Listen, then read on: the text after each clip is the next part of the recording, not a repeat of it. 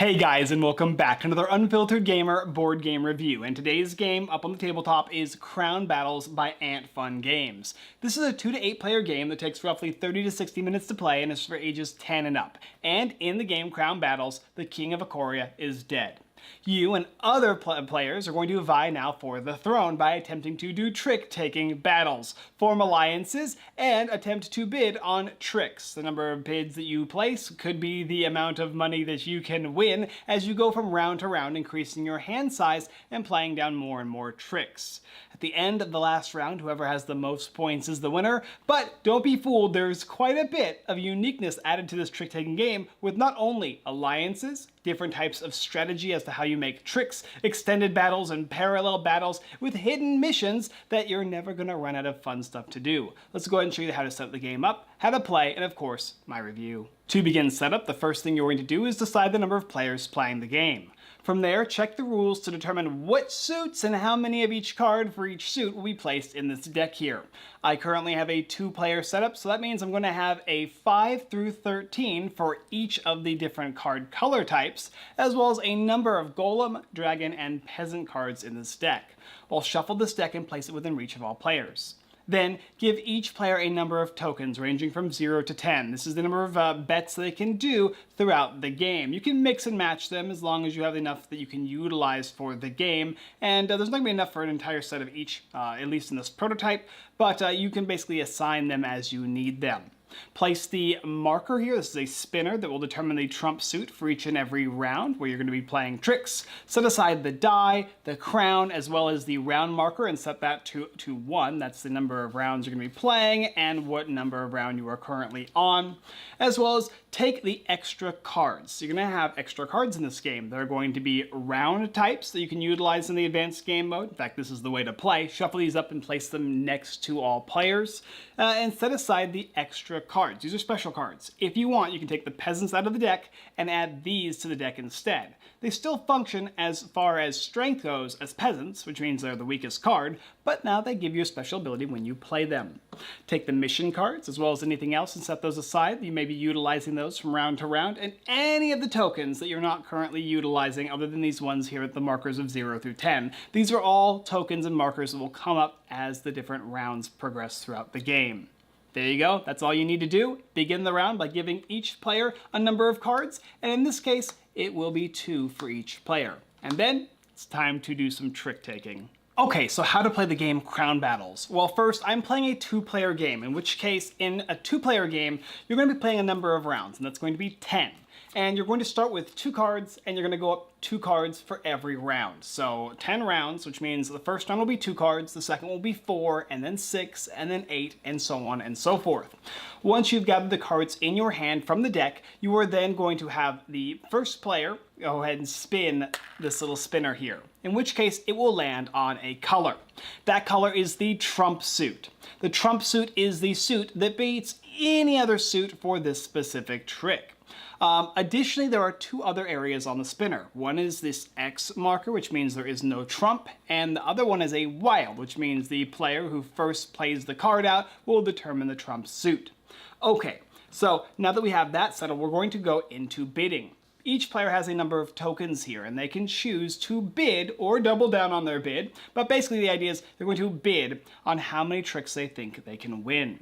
I will bid two tricks this round, 2 cards in hand. I think I can win 1, so I'll place 1 out.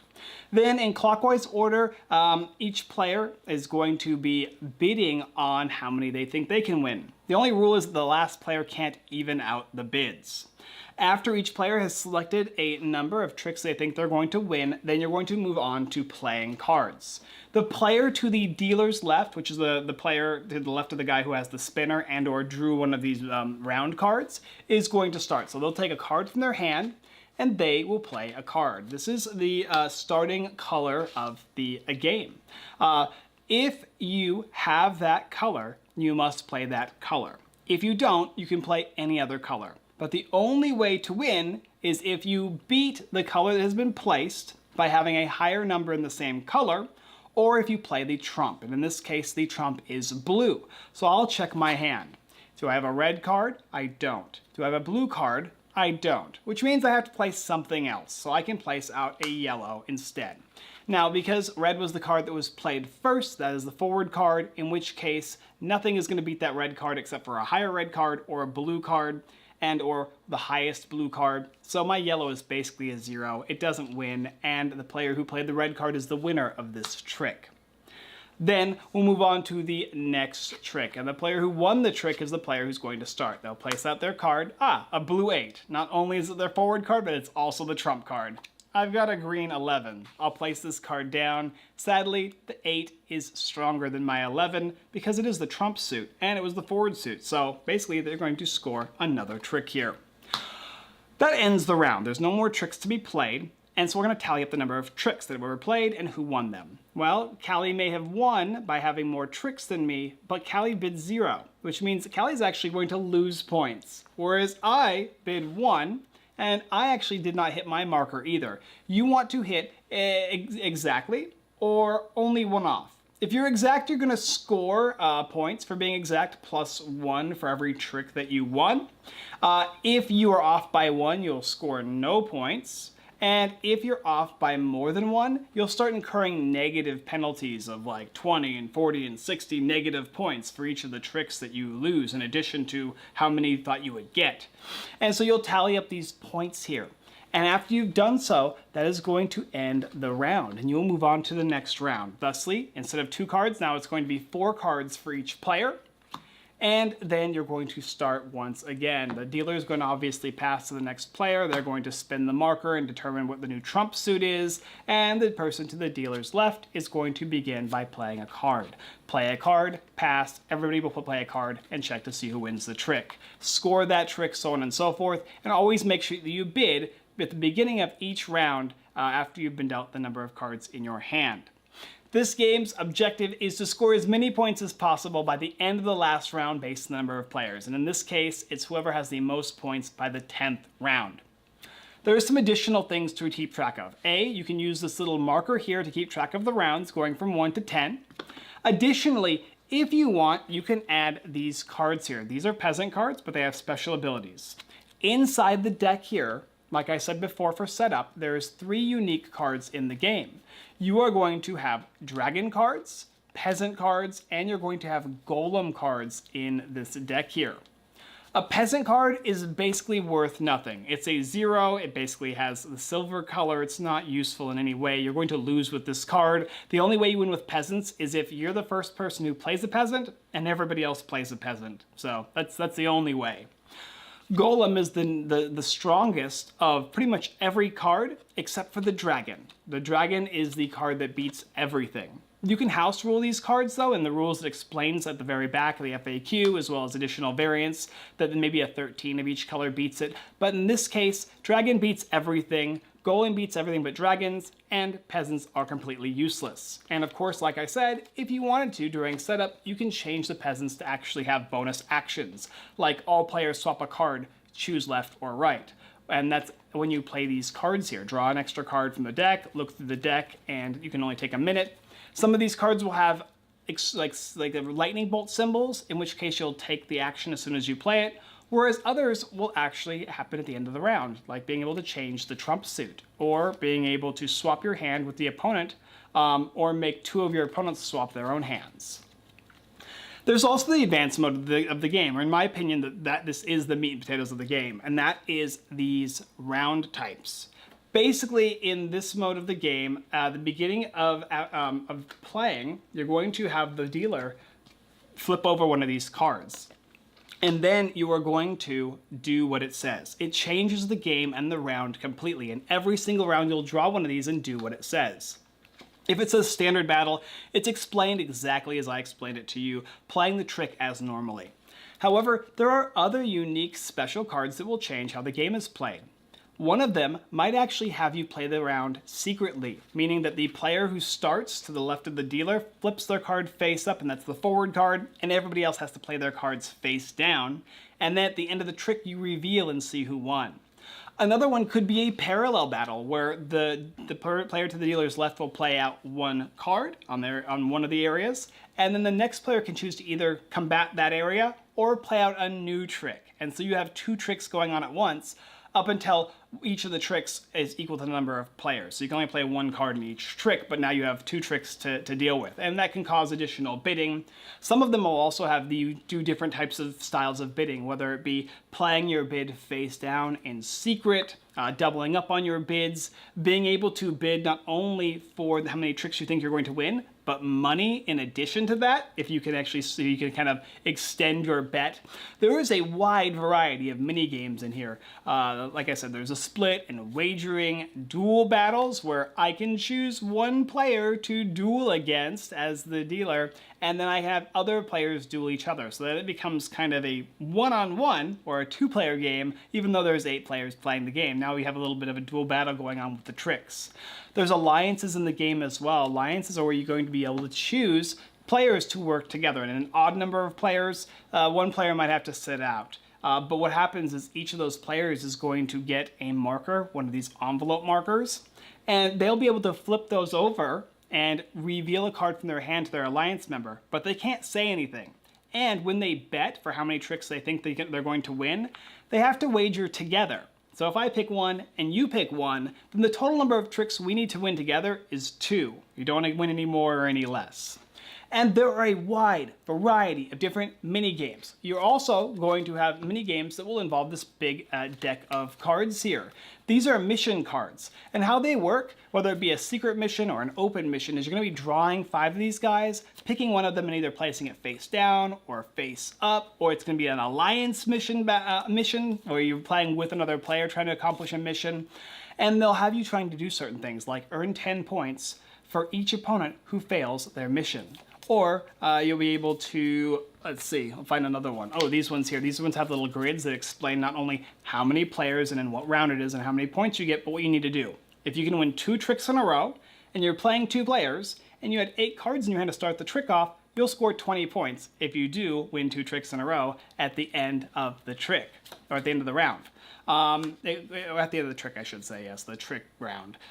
Win at least 1 trick, win at least 2 tricks, at least 3, win at most 2 and no more than 2, win at most 4, win between 4 to 6 tricks, and so on and so forth. And each of these will give you an idea of how many points you score. More points will accrue later on. Basically, you get more as the game progresses, so if you're farther in, you'll score more points, and if you're closer with only a few cards in hand, you'll score less. And all these markers are going to be utilizing specifically for these specific round cards here. Sometimes you might actually get a marker for each of the different suits, and you'll be able to bid on how many of each of the colors you think you're going to win to score additional points as well. Or you might have to reveal one of the cards from your hand to all of your opponents. And if you reveal a blue, you have to reveal all your blue cards. A green, you have to reveal all your green, and so on and so forth. So each round in this game changes it up a bit. Just keep track of the number of rounds you're playing and the number of cards required in the deck, and you also have a ton of wiggle room when it comes to organizing and creating your deck.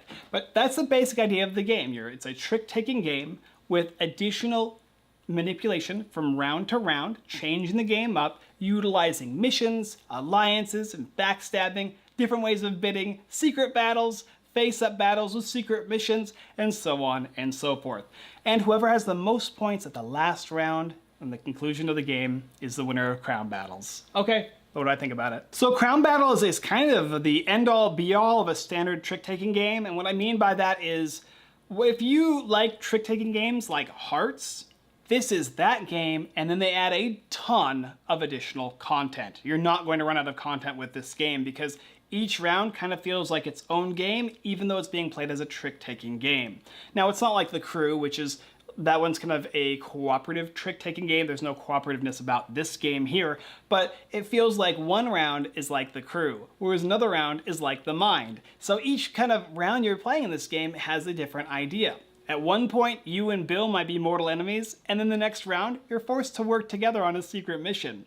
And so it kind of changes the dynamics going from round to round and how you want to score points and how you want to choose to bid.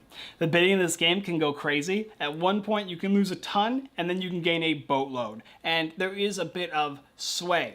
And you have to kind of base it doesn't matter just winning the trick. Winning the tricks are pointless. The game is all about bidding on how many you think you're going to win, which is great because that takes a lot of the luck out of here. It only comes down to what your opponents have and how well they bluff, and what you have and how well you think you're going to do. And if you can bet well based on the knowledge that you have and what cards you possess, then you can win this game.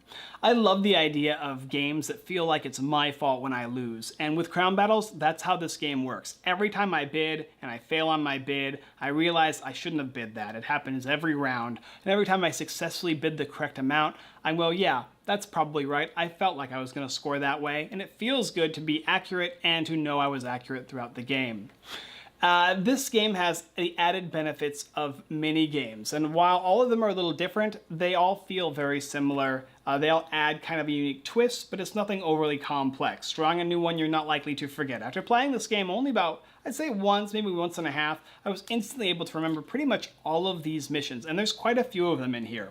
And flipping them over, changing the dynamic of the game each round is a lot of fun. And then, with the missions themselves, even though there's only a couple mission cards from those round cards here, these guys are unique as well in the game, and that feels great when I pull one of these out and I get to choose them and how I want to kind of situate myself for each trick. I love the alliances factor as well. It's also cool that this game not only adds additional cards for additional players, which is what you need in an 8-player game, but allows you to swap the deck around. You have additional dragons and golems and peasants that you can move around. You can remove cards and house rule this game, and it encourages you to do so in the rulebook. You can kind of make up your own rules as to how you want to set your forward cards and your trump cards and how you want to base those guys around your unique cards, the peasants, golems, and dragons.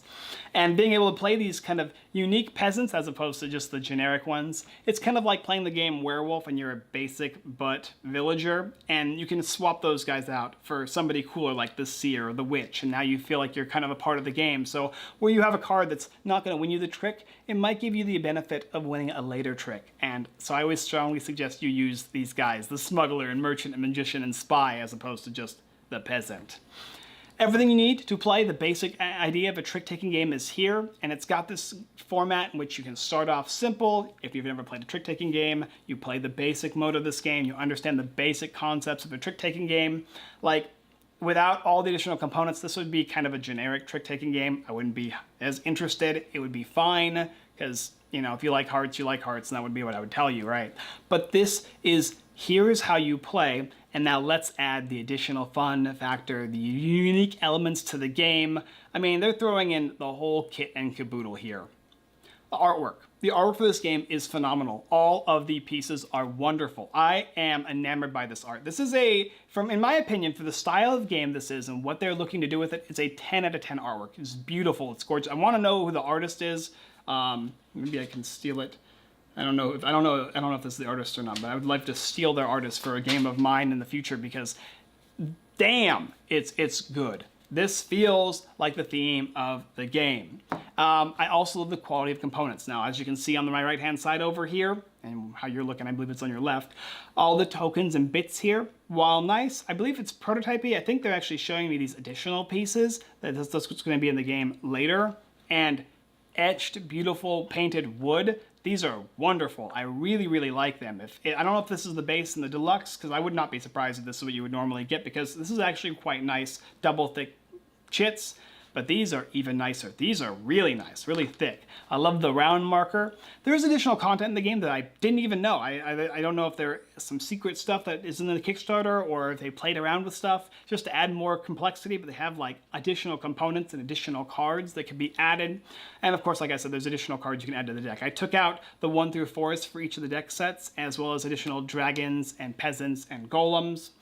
But there is a wonderful quality to this game. The style, everything is very blatant and displayed out for you so you understand it. And most of the stuff you don't even need. You would just set aside.